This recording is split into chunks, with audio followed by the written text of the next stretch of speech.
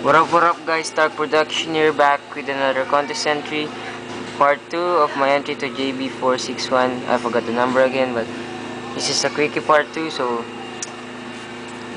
as the first one, Danger watched every battle of Maestro. He defeated the world's mightiest heroes, and Danger was accompanied by Apocalypse. Apocalypse sent Danger to observe Maestro, and Maestro just battled with Apocalypse, and he made Apocalypse healed in front of him.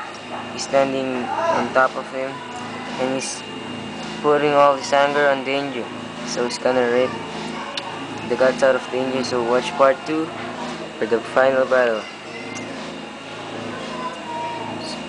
Start production up.